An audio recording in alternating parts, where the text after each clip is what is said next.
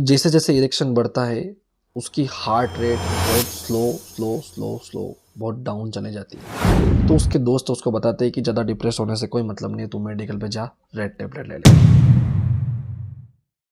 हाँ तो गाइस, एक लड़के की नई नई शादी हुई थी। वो अपने दोस्तों से मिला हुआ था, अपने कलीग से मिला हुआ था, उनसे बातें वगैरह कर रहा था। तो वो दोस्त वगैरह जो थे उसके, वो बता रहे थे कि ये नई नई शादी वगैरह होती है उस टाइम पे अगर जो औरत को खुश नहीं कर पाता है तो उस टाइम पे या औरत किसी और के साथ भाग जाती है। और आजकल ये बहुत सारे केस देखने को मिल रहे हैं आपको कि जो भी औरत जिसका अगर हस्बैंड है, अभी अभी नई नई शादी हुई है, वो दूसरे तीसरे दिन ही किसी और के साथ भाग जाती है, किसी और के साथ रहने लग जाती है। ये कंडीशन आजकल बहुत ज़्यादा आम देखने को मिल रही है। तो उस हिसाब से वो दोस्तों से बात करता है कि ऐसे इरेक्शन अगर नहीं बना रहता है तो लड़की किसी और की हो जाती है। उसको, लड़कियों को सबसे ज़्यादा यही सेक्सुअल कंडीशन ही चाहिए रहती है, सेक्स ही सबसे ज़्यादा इंपॉर्टेंट होता है। इस दिमाग में वो लड़का ये बातें रखता है, ये दिमाग में।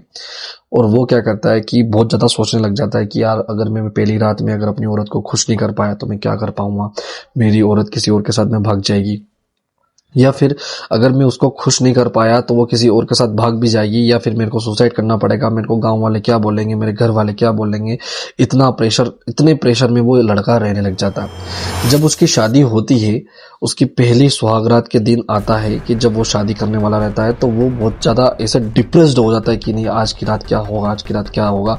वो इस हिसाब से खुश नहीं रहता है कि उसकी जिस लड़की से शादी हो रही है वो उसके साथ में अच्छे से रहेगा, उसके साथ में अच्छे से बातें करेगा। वो उस हिसाब से नहीं रहता है, वो बस उसी हिसाब से रहता है कि अगर मैं अच्छे से सेक्स अगर नहीं कर पाया तो ये किसी और की हो जाएगी, किसी और के साथ में भाग जाएगी।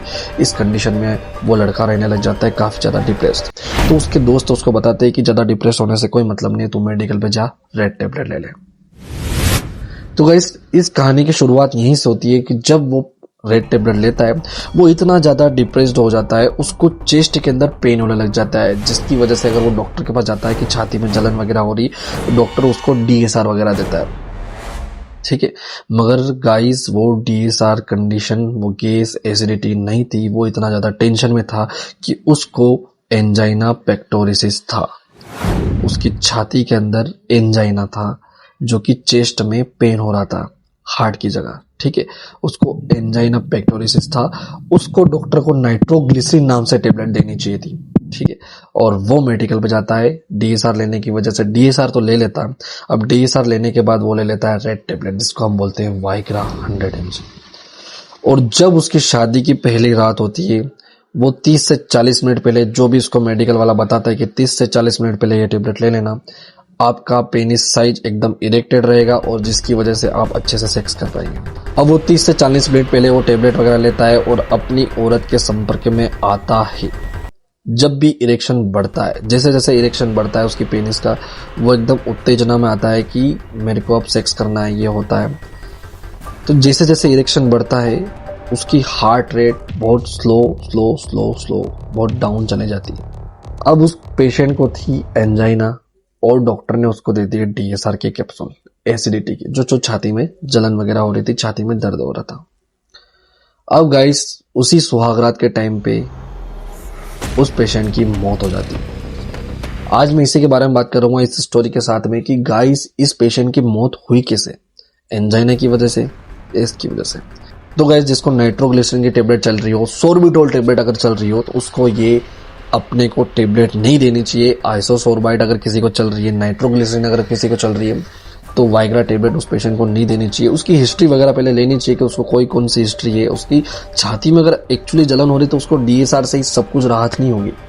अब ये क्या करती है, जो नाइट्रोग्लिसरीन जो टेबलेट रहती है, वो हार्ट के अंदर ऑक्सीजन का लेवल और ब्लड का फ्लो बढ़ा देती है, जिसकी वजह से रिलैक्स महसूस करता है। ठीक है, और वाइग्रा टेबलेट क्या करती है, वाइग्रा टेबलेट ऐसे काम करती है जिसके अंदर ये कंटेन होता है सिलेडानाफिल।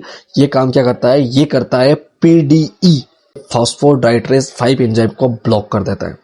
जब भी आप किसी पार्टनर के साथ में संपर्क में आते हो, उस टाइम पे आपको उत्तेजना होती है। अगर आपकी उत्तेजना होगी तो आपके अंदर NO, नाइट्रिक ऑक्साइड रिलीज होगा। नाइट्रिक ऑक्साइड क्या करता है, नाइट्रिक ऑक्साइड एक एंजाइम बनाता है जिसका नाम है साइक्लिक एंजाइम।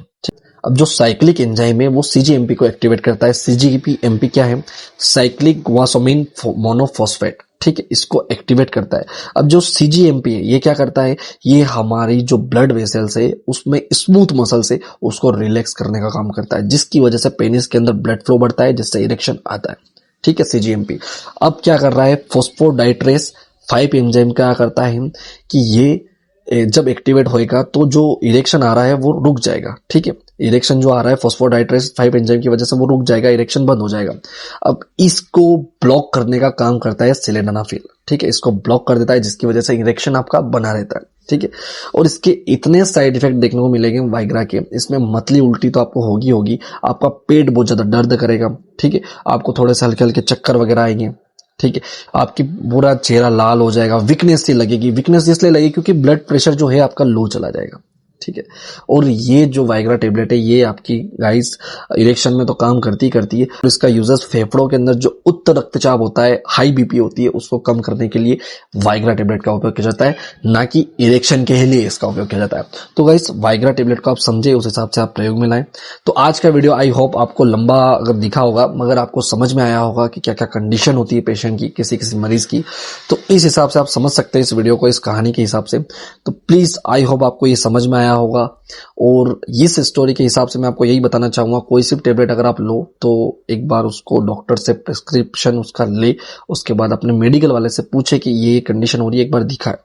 और अगर नहीं समझ में आ रहा तो मेरे वीडियो आप प्लीज ध्यान से देखिए, इस चैनल को सब्सक्राइब करके, बिल्कुल फ्री में है, इस चैनल को सब्सक्राइब कीजिए, लाइक कीजिए इस वीडियो को अगर आपको पसंद आता हो तो, और शेयर कीजिए अपने उन दोस्तों के साथ में, ताकि वो इस चैनल के माध्यम से कुछ तो भी अगर करे तो प्लीज मेरे को एक बार कमेंट में बता दे कि ये कंडीशन हो रही है। तो उसके ऊपर उनकी रिपोर्ट्स के हिसाब से मैं पूरी डिटेल्स में वीडियो बनाऊंगा, ताकि वो बिल्कुल भी उनकी जान ना गवा बैठे।